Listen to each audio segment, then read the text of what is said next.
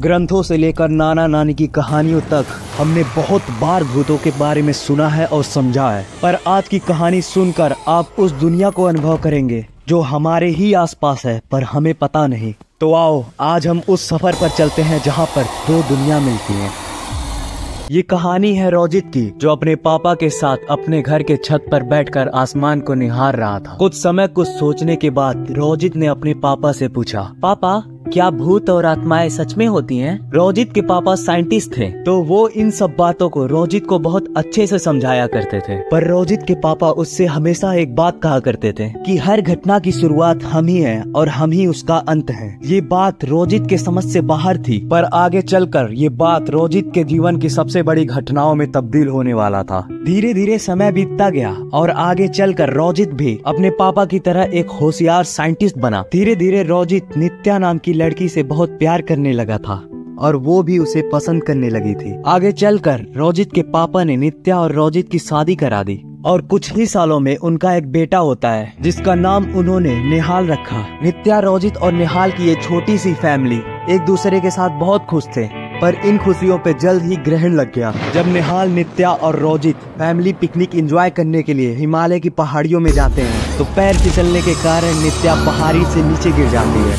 ये मंजर उनकी फैमिली के लिए इतना भयानक था कि उस दिन के बाद से निहाल ने कभी किसी से बात नहीं की और रोजित को इतना बड़ा सदमा लगा कि उसने जीने का तरीका ही बदल डाला। उस हंसते खेलते घर में चारों तरफ से सन्नाटा छाने लगा। धीरे धीरे इस इंसिडेंट को 7 साल बीत गए। धीरे धीरे रोजित के जीवन में सब कुछ नॉर्मल हो ही रहा था। तभी रोजित के फोन पर एक कॉल आता है जिससे रोजित को पता चलता है कि एक हफ्ते के अंदर एक मीटेरॉइड अर्थ से टकराने वाला है, जिससे अर्थ को तो कोई दिक्कत नहीं होने वाली, पर इस ऐतिहासिक मूवमेंट के रिसर्च के लिए रोजित को उसी पहाड़ी पे जाना होगा जहाँ पे उसकी बीवी मरी थी। अपने पापा के बहुत समझाने के बाद रोजित उस पहाड़ी पे जाने के लिए तैयार हो गया। कोई केयर टेकर नहीं होने के कारण निहाल को भी रोजित के साथ जाना पड़ा। वहाँ पे जाने के बाद पता चलता है कि उस मीटेरॉइड को लेकर यहाँ के लोगों की आस्था जुड़ी हुई है। कुछ समय बीतने के बाद मीटेरॉइड का एक टुकड़ा धरती की ओर बहुत तेजी से बढ़ने लगा। इस ऐतिहासिक मूवमेंट को कैप्चर करने के लिए रोजित और उसकी टीम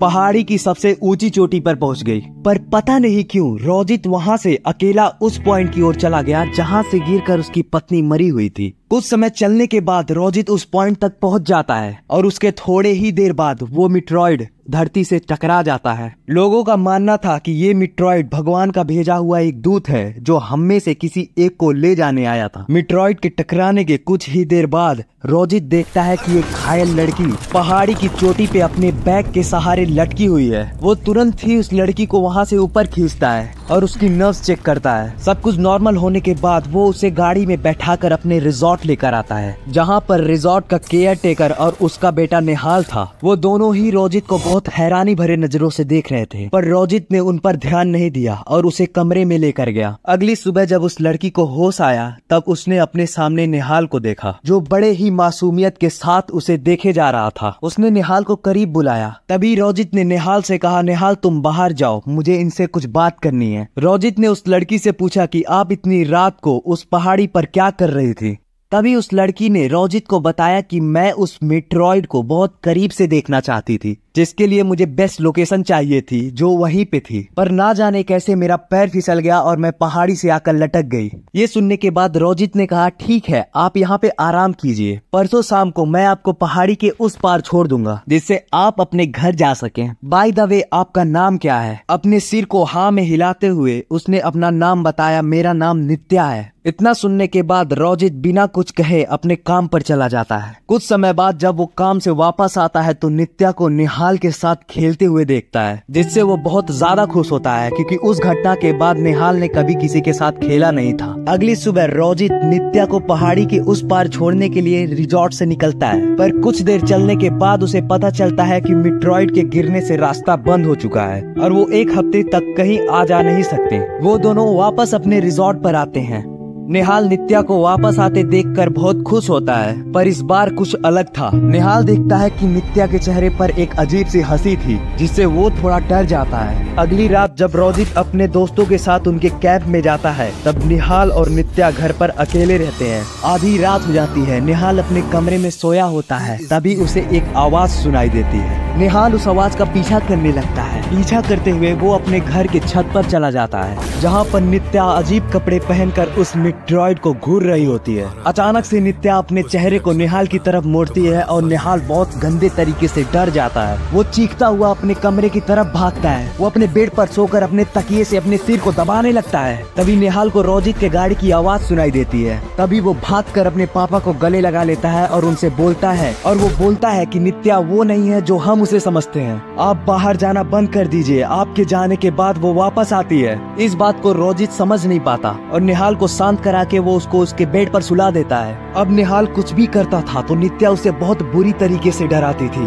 निहाल अपने पापा से बार बार कहा करता था कि आप बाहर जाते हैं तो ही नित्या बदलती है और वो मुझे अपने साथ ले जाने की बातें करती है। 6 दिन के अंदर वो मुझे अपने साथ ले जाएगी। अगली सुबह जब रोजित अपने काम पर जाता है तो निहाल उससे रिक्वेस्ट करता है कि वो उसे उसके साथ लेकर जाए। कुछ देर बाद दोनों रोजित के कैंप पर पहुंचते हैं, जहां पर निहाल को दिव्या नाम की एक लड़की मिलती है। वो उसके साथ हो रहे हर घटना को बताता है। दिव्या रोजित को समझाने का प्रयास करती है कि नित्या सही लड़की नहीं है, मुझे नित्या से मिलना है। पर निहाल और रोजित दोनों ही उसे नित्या से मिलने से मना करते हैं। कुछ देर बाद जब रोजित कैंप से दूर जाता है तब नित्या धुएं की शक्ल में दिव्या के पास आती है और उसे उसी जगह से ढकेलती है जहाँ से नित्या गिर के मरी थी। फिर जब रोजित को इस बात की खबर होती है कि दिव्या पहाड़ी से गिरकर मर गई, तब वो वापस कैंप आता है और निहाल को वहाँ से पिक करके अपने रिजॉर्ट लेकर जाता है। कुछ देर शाम होने के बाद नित्या रोजित के कमरे में आती है और वो रोजित को उसकी पत्नी की शक्ल में उसे हिप्नोटाइज करने लगती है। वो उससे कहती है कि मैं निहाल की माँ हूँ, उसे यहाँ से मुझे ले जाने दो। तभी रोजित को होश आ जाता है और वो नित्या को धक्का देकर निहाल को अपने साथ कैंप लेकर जाता है और वो अपने दोस्त विनीत से कहता है कि अगर मैं शाम 5 बजे तक वापस यहाँ ना हो तो तुम निहाल को लेकर चर्च चले जाना। इतना कहकर रोजित एस्टेरॉइड के टूटे हुए टुकड़े को लेने जाता है। रोजित रिजॉर्ट पर वापस आकर देखता है तो वो एस्टेरॉइड का टुकड़ा गायब हो चुका था। वो गाड़ी लेकर सीधा निहाल की तरफ भागता है, पर रास्ते में ही उसका एक्सीडेंट हो जाता है। वहाँ पर विनीत निहाल को लेकर चर्च जाने लगता है। तभी अचानक से विनीत अपने गाड़ी के ब्रेक को दाबता है और सामने देखने पर पता चलता है कि वहाँ पर एक याक मरा हुआ है। वो जैसे ही गाड़ी से उतरकर याक को साइड हटाने लगता है, पीछे से नित्या विनीत के सर पर मारती है और वो वहीं मर जाता है। ये सब देखकर निहाल जंगल की तरफ तेजी से भागता है और नित्या भी उसका पीछा करने लगती है। निहाल जल्दी से एक कबीले के पास आकर बेहोश हो जाता है और कबीले के लोग उसे उठाकर एक सेफ जगह पर रख देते हैं। इतने में रोजित को होश आता है और वो कैंप पहुंचता है। इतने में उसे वहाँ पता चलता है कि विनीत निहाल को लेकर चर्च की तरफ गया है। वो वहाँ से भागते हुए चर्च की तरफ जाता है। तभी उसे विनीत की गाड़ी के पास विनीत की लाश दिखती है। वो बहुत ज्यादा डर जाता है। वो निहाल को खोजने के लिए जंगल की तरफ भागता है और वो उसी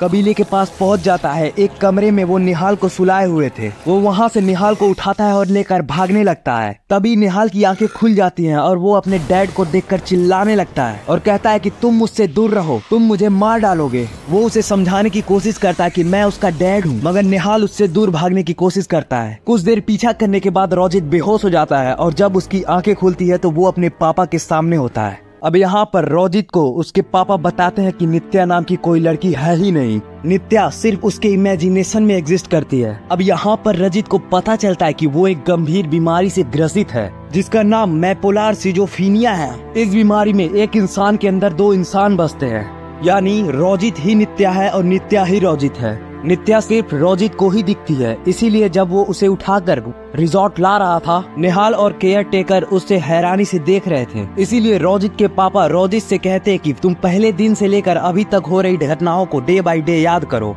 अब यहाँ पर मैं तुम्हें सिंपल सा एक्सप्लेनेशन ये बता दूं कि जब रोजित की पत्नी नित्या की डेथ हुई थी तब रोजित बहुत डिप्रेस रहने लगा और उसी तरह निहाल रोजित के लिए एक बोझ बनता जा रहा था। इसके लिए प्रॉब्लम क्रिएट कर रहा था जो इसके करियर के लिए बिल्कुल भी सही नहीं था। कहीं पर भी जाओ तो रोजित को निहाल की शिकायतें ही मिलती थी। तो यही सारी चीजें और स्ट्रेस रोजित के मन में निहाल के लिए नफरत पैदा कर रही थी और जिस दिन वो कॉमेट गिरा था उस दिन ये नफरत बाहर आई थी और इस नफरत ने एक रूप ले लिया था जिसे हम नित्या जानते हैं। ये सब बातें सुनकर रोजित अपने पापा से कहता कि मैं नहीं मानता, मैंने नित्या को अपनी आंखों से देखा है, वो मेरा हेलोसिनेशन कैसे हो सकती है। तब रोजित के पापा कहते हैं कि हर घटना की शुरुआत हम ही हैं और अंत भी हम ही से है। बस यही वजह थी कि जब रोजित निहाल को कबीले से वापस ला रहा था तब निहाल ने उससे बोला था कि आप मुझे मार डालेंगे। निहाल जानता था कि नित्या और रोजित एक ही हैं, इसीलिए वो डायरेक्टली रोजित को ये नहीं कहता था कि नित्या भी आप ही हैं, क्योंकि वो जानता था कि रोजित के अंदर छिपी हुई नित्या उसके हर एक बात को सुन रही है। इसीलिए वो इशारों में बोलता था कि आप जब बाहर जाते हैं तब नित्या अपने रूप में आती है। निहाल को पता था कि नित्या एग्जिस्ट ही नहीं करती, बस इसी वजह से उसने दिव्या को भी मना कर दिया कि आप नित्या से नहीं मिल सकते। मुझे पता है कि आपको ये कहानी समझने में थोड़ी सी दिक्कत हो रही है, पर अगर आप मेपोलार सिजोफ्रेनिया को समझ लेते हैं तो ये कहानी आपके लिए थोड़ी सी आसान हो जाएगी। अगर इस कहानी पे आप लोगों का रिस्पांस अच्छा आता है तो इसका पार्ट 2 मैं जरूर लेकर आऊंगा। और आपने वीडियो अगर यहाँ तक देखा है तो प्लीज एक लाइक कर दीजिए और ऐसे ही कंटेंट के लिए आप हमें सब्सक्राइब कर लीजिए, क्योंकि इससे हमें बहुत ज्यादा मोटिवेशन मिलती है। Thanks for watching my video and stay safe.